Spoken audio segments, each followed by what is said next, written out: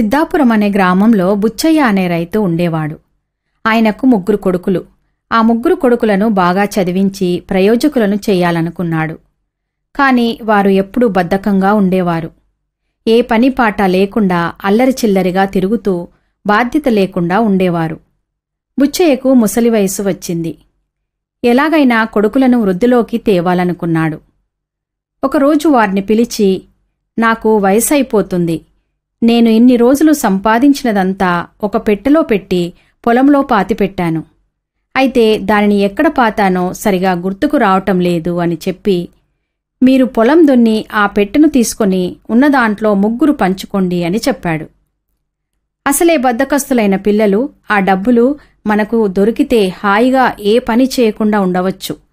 ఒక్కరోజు కష్టపడి పొలం దున్నుదాము అని 3 బయలుదేరి పొలం మొత్తం దున్నేశారు.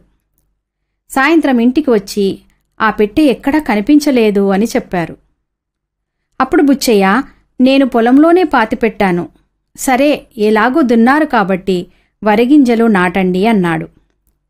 సరే అని వారు అలాగే చేశారు. కొన్ని రోజుల తర్వాత పంటలకు కొంచెం నీరు పెట్టండి అని చెప్పాడు. డబ్బు ఆశతో బుచ్చయ్య చెప్పిన పనులన్నీ వారు చేశారు. కొన్ని రోజుల తర్వాత పంట కోతకు వచ్చింది. మీరు దానిని కోసి వడ్లను బస్తాలకు ఎత్తి ఇంటికి తీసుకొని రండి అని చెప్పాడు బుచ్చయ్య. పంటను మొత్తం కోసి ఇంటికి తెచ్చారు వారు. ఏదీ ఆ పెట్టె ఎక్కడా కనిపించలేదు అన్నారు.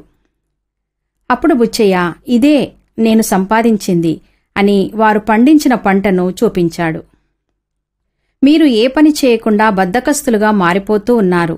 నేను చూడలేక మీ చేత ఇలా చేయించాను. చూశారుగా, కష్టపడి పనిచేస్తే కలిగే ఆనందమే వేరు. ఇదిగో నగల పెట్టె అని మంచం కింద ఉన్న పెట్టెను ఇచ్చాడు.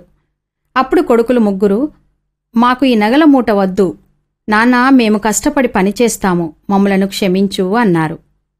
స్నేహితులారా, కష్టపడి పనిచేస్తే ఎప్పటికైనా మంచే జరుగుతుంది. బైబిల్ గ్రంథం సెలవిస్తుంది, బెత్తము వాడనివాడు తన కుమారునికి విరోధి, కుమారుని ప్రేమించువాడు వానిని శిక్షించును అని. కాబట్టి మిత్రమా, తండ్రి శిక్షించిన కుమారుడు జ్ఞానముగలవాడుగును.